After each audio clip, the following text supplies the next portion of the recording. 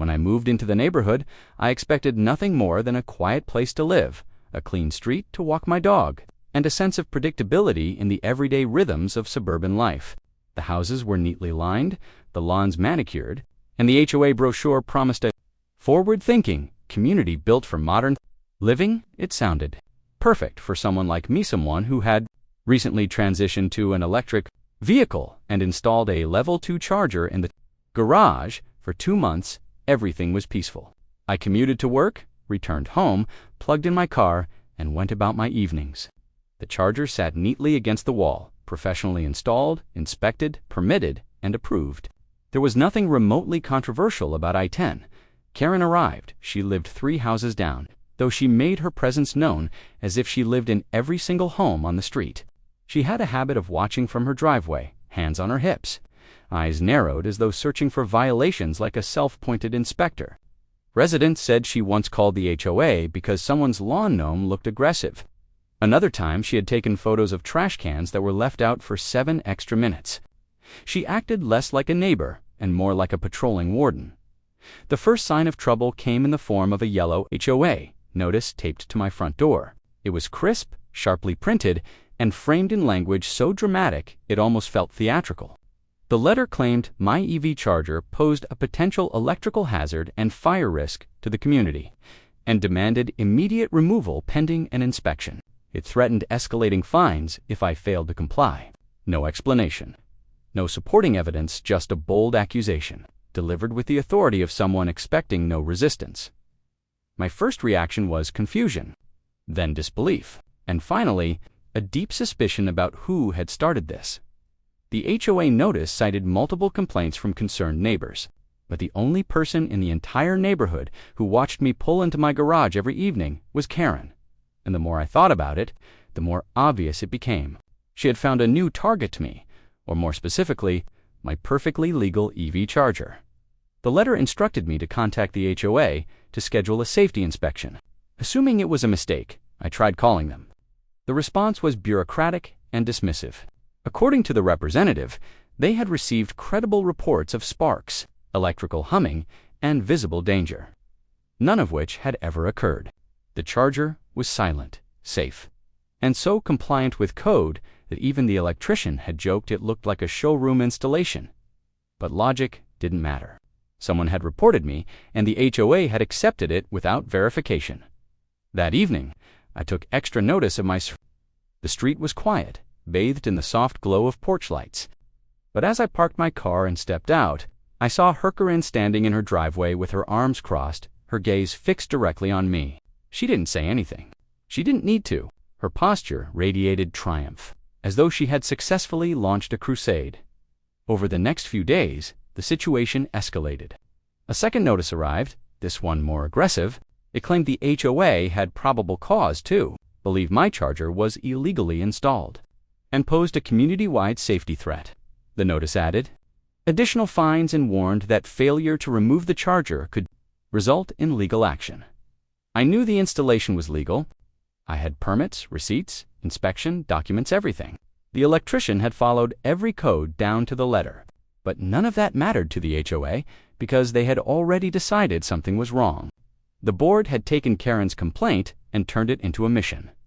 I began documenting everything, every notice, every email, every photo. I took pictures of the charger, the wiring, the garage layout. I collected my permits, gathered my paperwork, and compiled it into a folder. I wasn't preparing for an argument. I was preparing for a war I hadn't started. The more I observed, the more obvious the orchestrated harassment became. One evening, I noticed Karen slowly walking past the side of my house, holding her phone out as though recording my garage's exterior wall. Another morning, I saw her showing something on her screen to 2 board members while pointing toward my property. It was all done openly, confidently, as if she believed she had the entire HOA behind her. Soon after, a third notice arrived, this one claiming there was evidence of overheating seen from the street. A laughable accusation. My charger was inside the garage, behind a closed door. Unless someone had entered my property, they couldn't have possibly seen anything. The notice threatened a hearing. The language was intimidating by design phrases like significant risk, community, protection, and mandatory compliance. It was fear-mongering dressed as procedure. The final straw came when a photograph was included, a zoomed-in, grainy image of the side wall of my garage with what the HOA described as visible scorching. Except the photo wasn't of my house at all. The siding pattern was different. The color was wrong. The trim didn't match. They had used a picture of someone else's home entirely. That was the moment I realized this wasn't just petty harassment, it was a coordinated attack built on lies. I had tried reasoning. I had tried clarifying. I had tried communicating, but none of that mattered.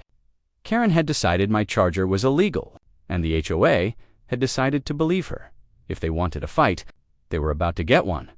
The next morning, I called in reinforcements, not a lawyer. Not yet, but something better. Experts. Electrical engineers, licensed electricians, an inspector familiar with local codes. Each one was more than willing to document the legality and safety of the setup. I arranged appointments, gathered statements, and prepared a dossier more thorough than anything the HOA could fabricate. The process gave me something I hadn't had before: momentum, a sense of building force, a growing certainty that, while Karen had started something, she had no idea what she was up against. By the end of the week, I had everything I needed to dismantle their entire case, and just in time, because the HOA hearing was scheduled for the following Tuesday, a hearing that Karen would attend, a hearing that would decide whether I was fined thousands of dollars, or whether the HOA would be forced to confront the truth. As I prepared my evidence and reviewed every document, one thing became clear. This wasn't just about an EV charger anymore. It was about power, control, and the kind of person who'd rather wage war than acknowledge they were wrong. Ready? The week leading up to the HOA hearing felt like a slow climb toward a peak that everyone in the neighborhood silently sensed.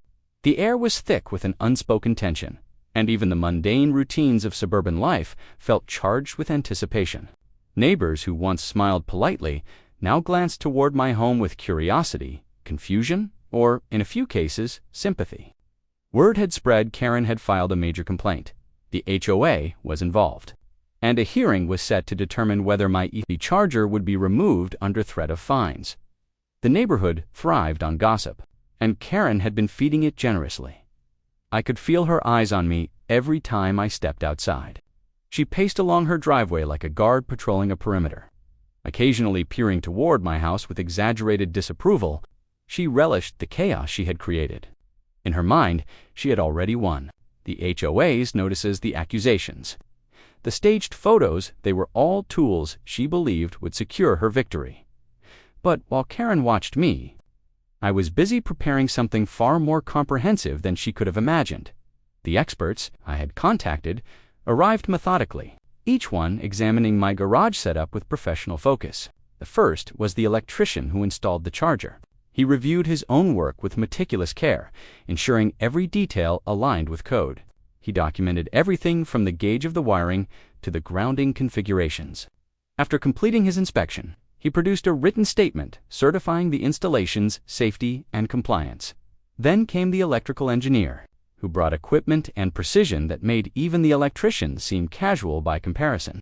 He inspected load distribution, conducted thermal readings, tested circuits, and verified that nothing posed even the slightest risk. His findings were extensive, technical, and absolute. He concluded that the charger was perfectly safe and operating exactly as intended. The final expert was a building inspector who specialized in residential electrical installations. He checked the work against both local and state regulations, cross-referencing my permits and the inspection passes from months earlier.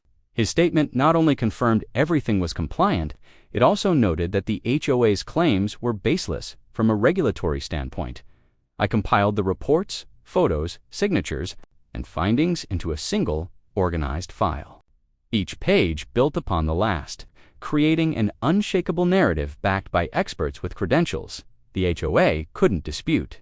Yet, even with all this evidence, I knew the hearing would not be simple.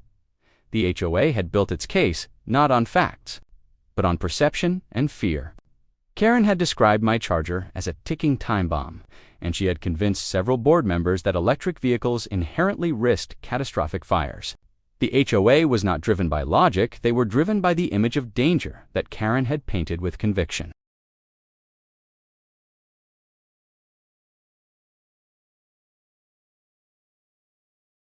A few days before the hearing, I noticed a group of neighbors gathered near Karen's driveway. She was speaking to them in an animated fashion, waving her arms while pointing toward my house. I couldn't hear her, but her theatrics suggested she was, laying out a whole new narrative, likely escalating her claims to ensure she controlled the entire neighborhood's perception before the hearing. The group nodded at her with the sort of skepticism that masqueraded as concern. While some appeared genuinely anxious, others seemed more entertained by the unfolding drama. Regardless, Karen fed their attention like fuel to a growing fire. But what she didn't know was that her behavior had already begun to expose itself. A few neighbors approached me quietly, expressing doubts about her stories. One even admitted she'd seen Karen taking pictures late at night, and she suspected the HOA had been manipulated into issuing notices. By then, the tide had begun to shift, not dramatically, not loudly, but subtly, like small cracks forming in a facade that once seemed unbreakable. The HOA continued its posture of authority. A formal letter arrived reminding me of the upcoming hearing and outlining the consequences of non-compliance. The language was precise, cold, and clearly intended to intimidate. It referenced penalties, community safety, and the board's duty to take action. But in its rigidity, it also revealed something important. They were relying entirely on the evidence Karen had provided. There was no mention of inspections, no request for additional verification, no reference to professional assessment. The HOA had taken Karen's word as gospel, and in doing so, they had compromised their own integrity as the hearing approached. I spent the final evening reviewing every document. The file had grown thick, each page representing a layer of truth that overpowered the lies Karen had introduced. I rehearsed the sequence of events, ensuring the narrative was clear and undeniable. I wanted to enter the hearing not as someone defending themselves from baseless accusations, but as someone exposing the truth of what had happened. The morning of the hearing arrived with a heaviness that seemed to hang over the entire street. The sky was overcast, casting muted shadows across the houses. Even the birds seemed quieter than usual. As I prepared to leave, I noticed several neighbors standing on their porches, watching curiously. Some offered small nods of encouragement. Others simply waited, eager to see how the day would unfold. Karen, however, was not subtle. She watched from her driveway with a self-satisfied grin, her posture radiating victory. She was dressed as though attending an important event, rigid, formal, determined. To her, this was not a hearing. It was a ceremony where she expected to be rewarded for her vigilance. When I arrived at the HOA clubhouse, the board members were already assembling. Their expressions ranged from anxious to authoritative, but none seemed prepared for what I carried under my arm, a thick binder filled with truth. The hearing room was set up with rows of chairs facing a long table where the board sat. A few residents attended as observers, including Karen, who took a seat near the front. Her eyes locked onto me with a kind of performative righteousness. The board began reviewing the complaint, outlining their concerns and citing neighborhood reports. The tone was stern, deliberate, and pointed. They spoke as though the conclusion had already been reached, and that was the moment I knew. This hearing wasn't designed to seek the truth. It was designed to enforce a decision already influenced by lies. But I had come prepared for exactly that. As the board prepared to move forward with their accusations, I set my binder onto the table, flipped it open, and began to present a chain of evidence so thorough and irrefutable that the board members' expressions shifted from stern authority to uneasy uncertainty. Karen's smug posture slowly collapsed into rigid tension, and the board, for the first time, realized they were facing a problem far bigger than they anticipated. The spark had ignited, and the next chapter would determine whether the HOA would crumble under the weight of its own mistakes, or double down in a desperate attempt to preserve its power. The room was silent as I began laying out the evidence, one page at a time. The board members watched with varying degrees of discomfort, their previous confidence dissolving into unease. The energy in the clubhouse shifted the moment the first expert report hit the table. It was the kind of shift that couldn't be hidden. an unmistakable recognition that their foundation had begun to crack. I started with the permits, neatly stamped, dated, approved by the city's electrical inspector. These documents alone invalidated half the HOA's accusations. The board members leaned forward, exchanging quick glances that betrayed uncertainty. But I didn't pause. I moved directly into the next piece of the installation certification. Photos of the work, professional signatures, compliance codes, everything aligned with local and state regulations. The board's posture tightened. Then came the electrician's detailed report, technical measurements, panel load calculations, grounding verification. The engineer's analysis followed, including thermal images of the circuits showing perfect temperature stability. And finally, the building inspector's formal statement, confirming full compliance and dismissing any insinuation of danger. The truth spread across the table like a carefully aimed spotlight. The board members' expressions shifted from stiff resistance to an unmistakable recognition of failure. But Karen reacted differently. She sat rigidly, her jaw clenched, her eyes darting across the documents. Her earlier confidence faltered, replaced by something more volatile, pure, simmering anger. She had expected a quick condemnation, a clean victory. But instead, she was watching her whole narrative unravel before her. Still, the board pressed on. They mentioned the credible photographic evidence of scorching on the siding. I reached into my binder and pulled out the comparison photos, mine and the one they had used. Side by side, the differences were undeniable. The siding pattern, the color tone, the trim style. Not even close. It wasn't just a mistake, it was falsification. A murmur rippled through the room. Some of the residents leaned in, whispering sharply to one another. The board members shifted uncomfortably. Suddenly aware of the gravity of their oversight, I continued. Next were the nighttime photos Karen had taken while lurking near my home.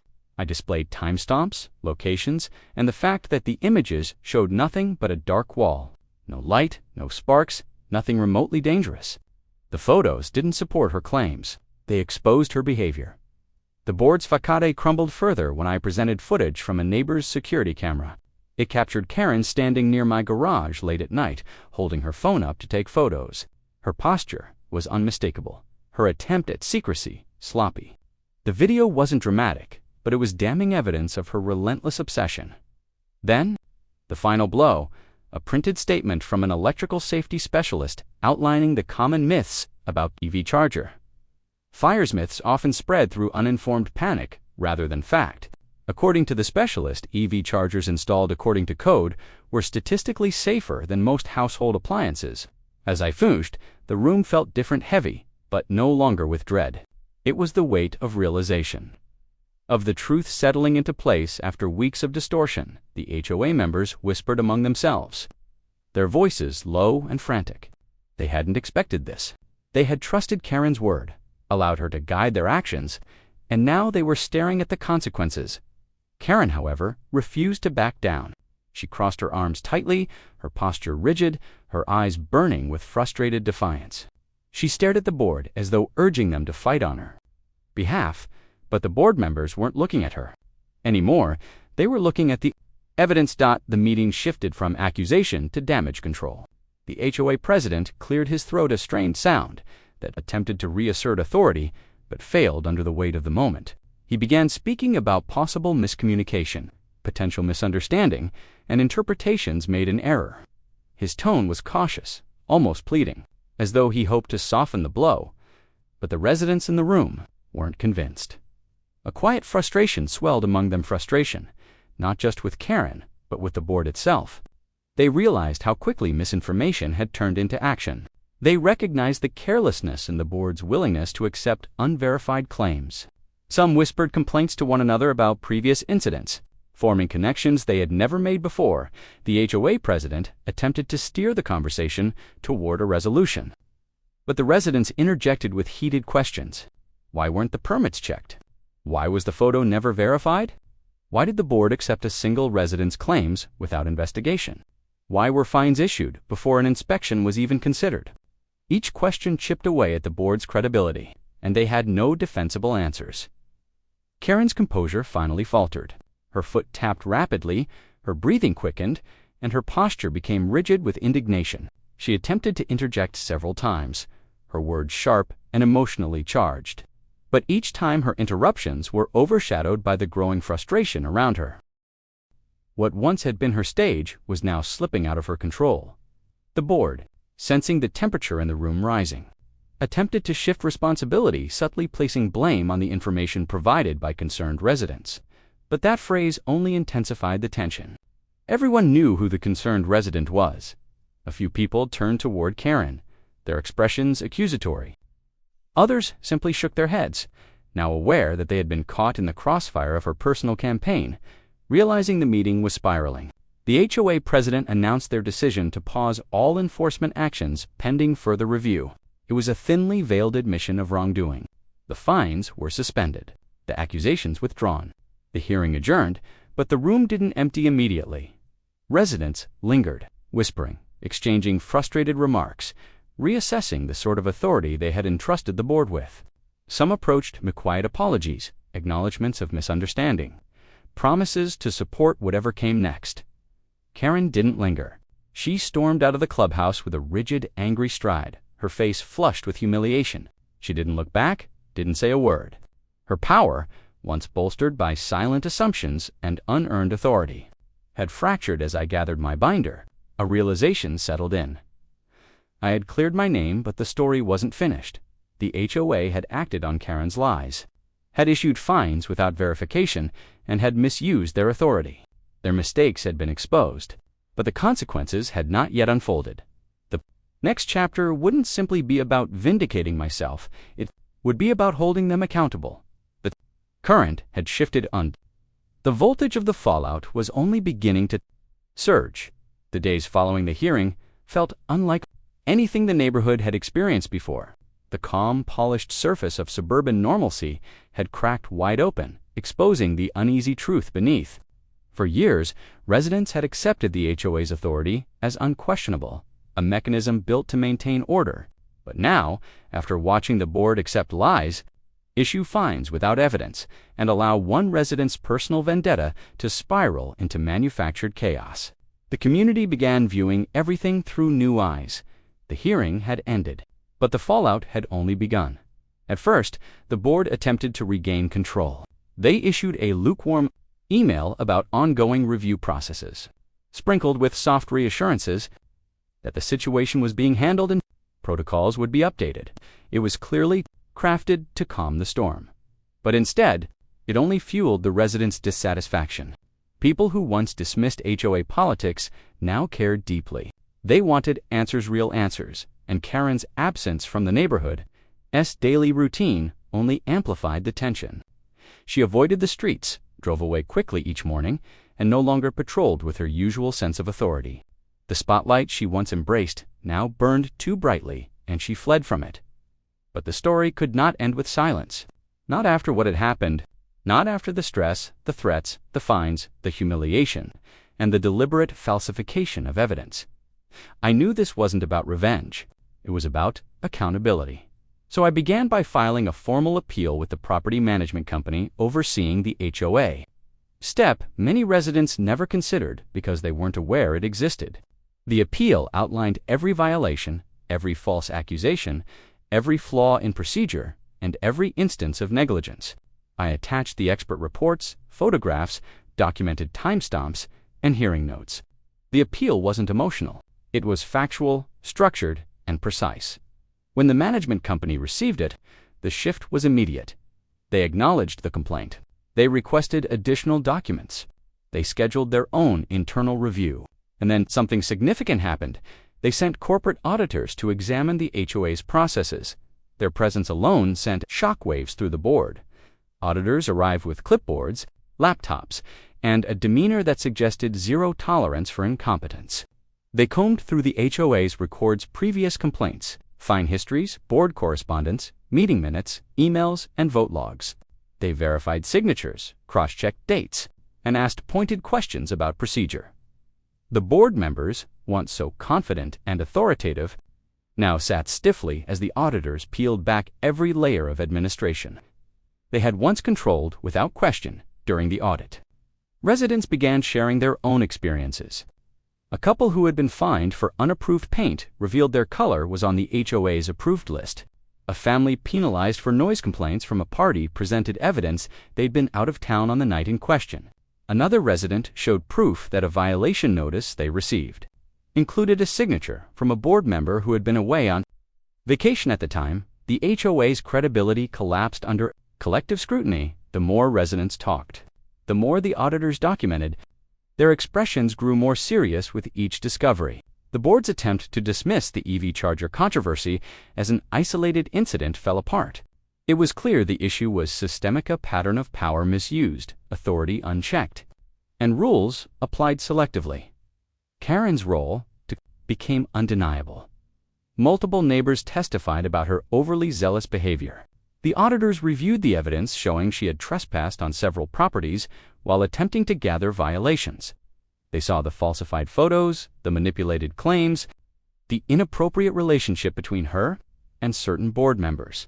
Her influence had infected the boards. Judgment, and now the infection was exposed.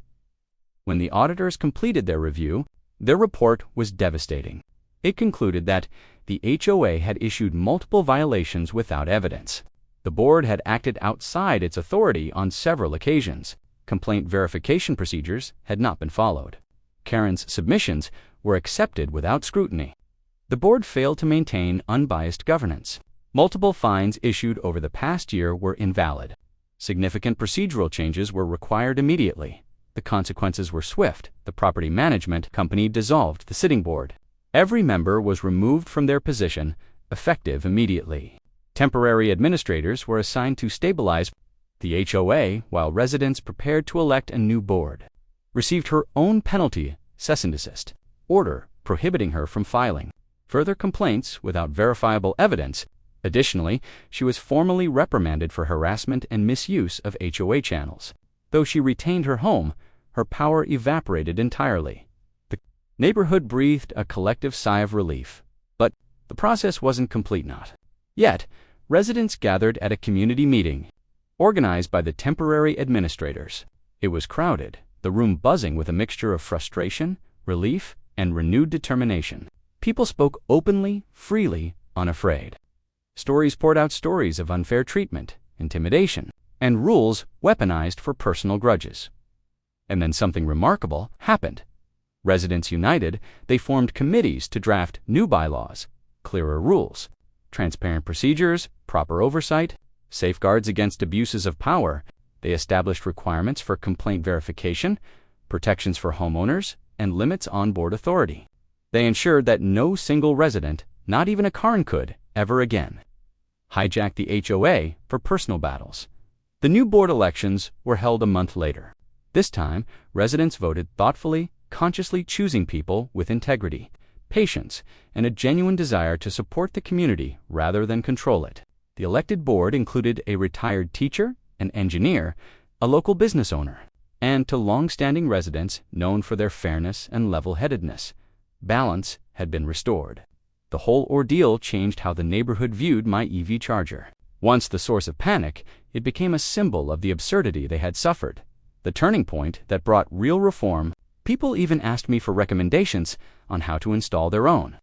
The irony wasn't lost on anyone. Life settled back into its rhythm. But the neighborhood felt different, better, clearer, more resilient. And Karen, she kept to herself now. She walked her dog briskly, avoided eye contact, and no longer monitored the neighborhood like a hawk. Whether she learned a lesson or simply lost her platform didn't matter. Her reign had ended. One evening, as I plugged in my car, I reflected on how everything had begun with a simple, safe piece of technology and how lies, left unchecked, had nearly disrupted an entire community. But truth had prevailed. And sometimes, it takes a spark to expose the circuits no one wants to examine.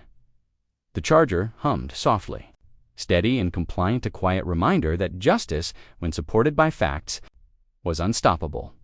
The current had flowed full circle, and the power now rested where it always should have been, with the people.